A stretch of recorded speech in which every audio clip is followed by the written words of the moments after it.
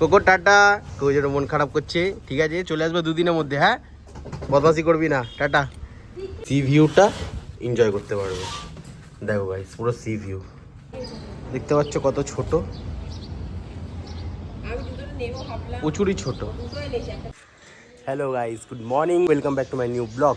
তো গাইস, আজকে প্রথমে দেখতে পাচ্ছ আমার আগের ব্লগগুলো দেখেছো হয়তো, জাস্ট হেয়ার স্টাইলটা চেঞ্জ করেছি। অ্যান্ড ওয়ার্ল্ড কাপ যেহেতু চলছে সেই জন্য জার্সি। তো গাইস, আজকে আমরা যাচ্ছি দীঘা। তো অনেকদিন কাজের চাপে কোথাও যেতে পারিনি, সেই জন্য ভাবলাম একটু ছোট্ট একটা ট্রিপে ঘুরে চলে আসি 2-3 দিনের জন্য দীঘা, তারপর একটু মন্দারমণি ঘুরবো, দেন আমরা চলে আসবো। আজকে যাচ্ছি ফাইনালি। এখন সবাই ভোরবেলা, এখন বাজে টাইম 6:30 বাজতে যায়। আমরা অ্যাকচুয়ালি দীঘায় যাব, প্রায় 7-8 জন যাব।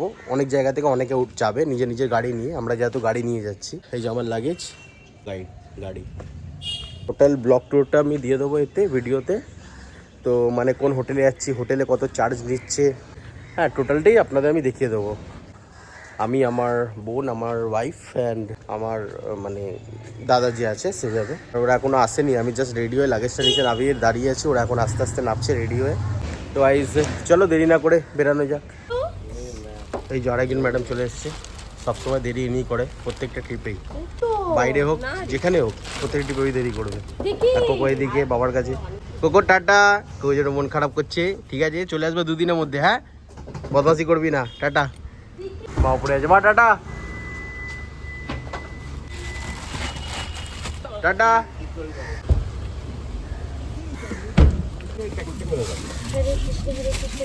জয় জগন্নাথ। আচ্ছা, কুশনগুলো বার করে প্যাকেটগুলো ফেলে দিই।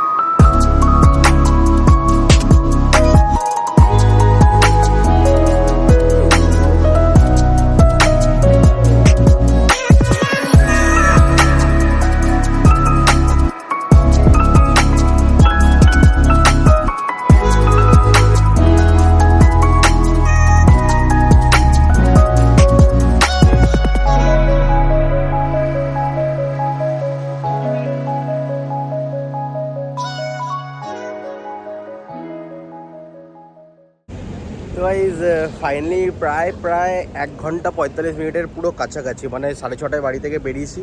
এখন বাজে 8:15, পৌনে 2 ঘন্টার কাছাকাছি, 1 ঘন্টা 45 মিনিটের মধ্যে। এতক্ষণে আমরা এলাম কোলাঘাট। দেখালে তোমরা কোলাঘাট মানে মানুষ চিনতে পেরে যায় কোনটা দেখালে। দেখে তো নিশ্চয়ই তোমরা বুঝেই যাচ্ছ কি কোলাঘাট। শেরে পাঞ্জাব আছে, হয়েছে অনেকটা আপডেট হয়েছে আগের থেকে, জাতীয় পতাকা। ও শেরে পাঞ্জাবের অপোজিট একটা রেস্টুরেন্ট আছে, এটা হচ্ছে তোমার পরপর আছে স্পাইস চায় ক্যাফে, শ্যামাশ্রী হোটেল। আমরা যখনই দীঘা যাই বা মন্দারমণি যাই তো আমরা শ্যামাশ্রীতেই দাঁড়াই।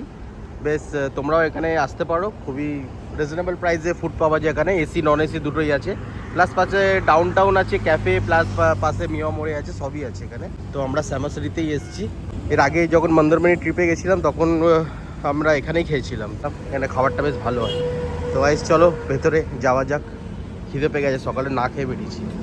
তো গাইস, কোলাঘাটে রেস্টুরেন্টটা যেটা দেখালাম তার মধ্যে আমরা অর্ডার করেছি আলুর পরোটা, দেখতে পাচ্ছি যেখানে অর্ধেক প্লেট भी ফাঁকা হয়ে গেছে, তারপরে নিয়েছে, তারপরে মনে পড়েছে দই, আর এটা হচ্ছে একটা ঘুগনি টাইপস ছোলা আলু দিয়ে একটা তরকারি, জাস্ট খেতে ভালো।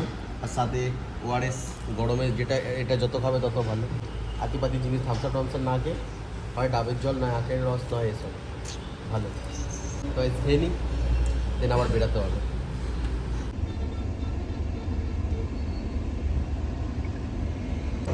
তো ভাই এখন আমরা আছি কৃষ্ণনগর নাম, যেটা নদীয়ারটা না, এটা পূর্ব মেদিনীপুরে খেজুরি। এই জায়গাটায় আছি এখন আমরা। প্রচুর গরম, তাই ভেবেছিল ডাব খাবো। এই দেখো পিছনে ডাব, কাকিমা ডাব দিচ্ছে আমাদের। তো প্রচুর গরম, তো ডাবটা খেয়ে দেন আমরা বেরাবো। এখনও প্রায় দীঘা পৌঁছাতে পুরো 2 ঘন্টার কাছাকাছি লাগবে, 1.5-2 ঘন্টার মতন লাগবে। তো ডাব অনেকক্ষণ ধরে খাবার ইচ্ছে করছিল, তো ডাবের জন্য একটু দাঁড়ালাম। ডাবটা খাবো, দেন আমরা বেরাবো।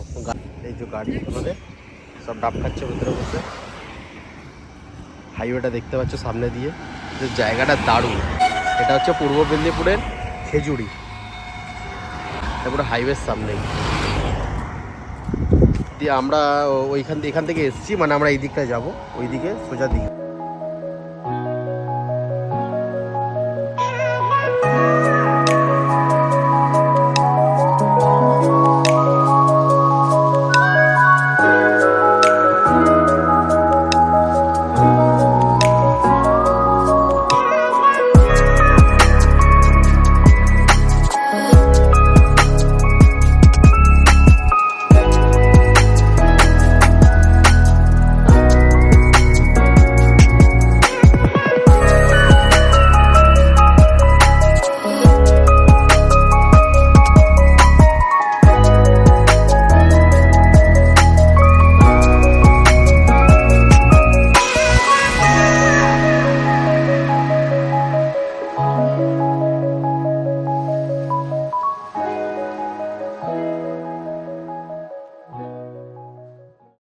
ফাইনালি দীঘা জাস্ট চলে এসেছি।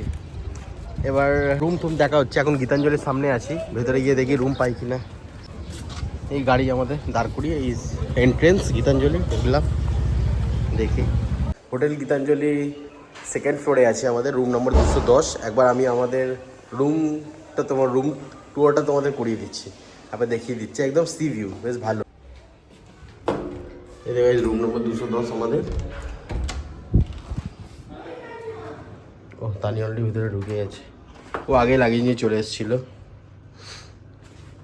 তো এখানে জল আছে তোমার চাটা বানানোর জন্য, এগুলো সব কমপ্লিমেন্টারি। এই যে চিপস রাখা আছে, Thums Up, cold drinks, biscuit, সব কিছু কমপ্লিমেন্টারি, এগুলোর কোনো চার্জ লাগবে না। ড্রিঙ্কস দেওয়া আছে, ড্রিঙ্কসে যেটা আপনার মানে যেটা তোমাদের প্রাইস খাবার মতন সেটা বা পছন্দ সেটা দেখে এখানে অর্ডার করতে পারবে। আর রুমে তো বেড, এটা সোফা আছে সাইডেই, এখানে বসতে পারবে। আর এখানে বসে তোমরা এই সি ভিউটা এনজয় করতে পারবে। দেখো গাইস, পুরো সি ভিউ পুরোটা দেখা যাচ্ছে। এখানে বসে ওটা এনজয় করতে পারবে। প্লাস এখানে একটা ছোট্ট ব্যালকানি মতো করা আছে।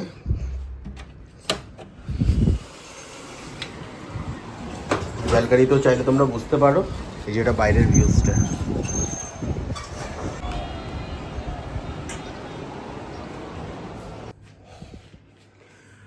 রুমটা মোটামুটি ভালোই আছে। ওপরে সিলিং এসি আছে ওপরে।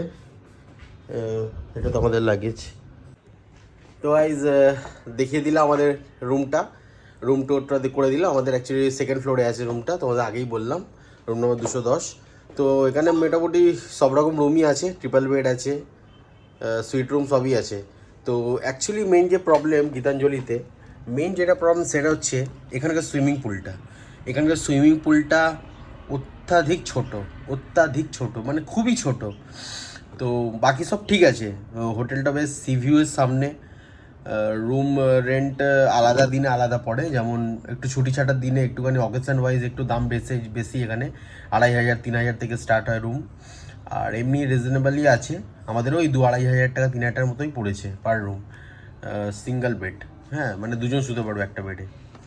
আর ট্রিপল বেডগুলো একটু বেশি রুম, মানে ভাড়া একটু বেশি। দীঘা আসতে চাও, নিউ দীঘা, তো তোমরা হোটেল গীতাঞ্জলি অ্যাফোর্ড করতে পারবে। তো পুলটা জাস্ট একটু ছোটো, বাকি সবই ঠিক আছে। ছাদ আছে, রুফটপ আছে, সবই আছে। তো গাইজ এখন এলাম আমাদের হোটেলেরই পুলে। যেটা বলেছিলাম গীতাঞ্জলির সবই ভালো, কিন্তু পুলটা খুবই ছোট। তো তোমাদের পুলটা একবার দেখিয়ে দিচ্ছি।